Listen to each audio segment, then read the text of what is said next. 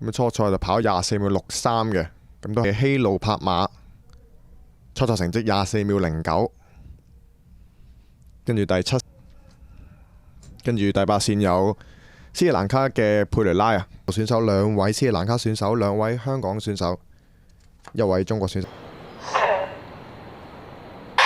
好，咁起跑順利，見到哇周真林後面嘅希路柏馬咧追緊上去啊！咁已經差唔多追到同周真林平排㗎啦。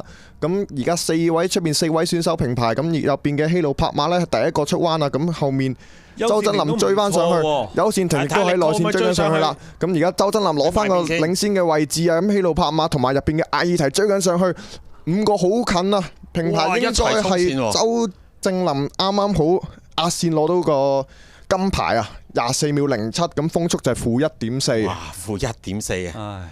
真係誇張。咁頭先見到啦，起跑啦，中國嘅周真林呢就有少少笠笠地啊，比後面嘅希路柏馬追得好近，喳一聲就追咗上去喎。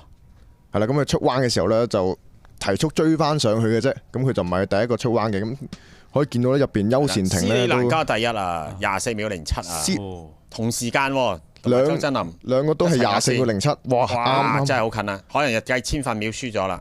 係，因為我哋有都係前邊慢咗少少。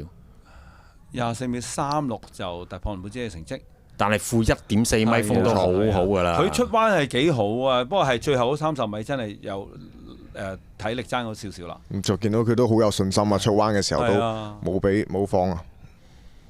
前邊嗰排人太勁啊！係啊，咁就要等翻着。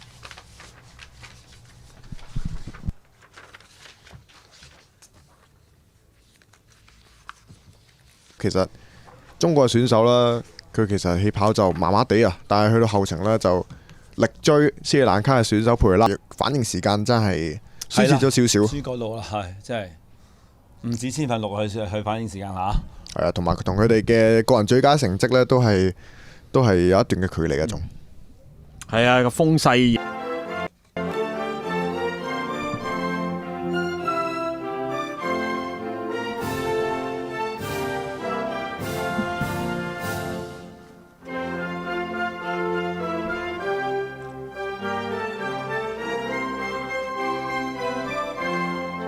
周真林攞到呢面金牌，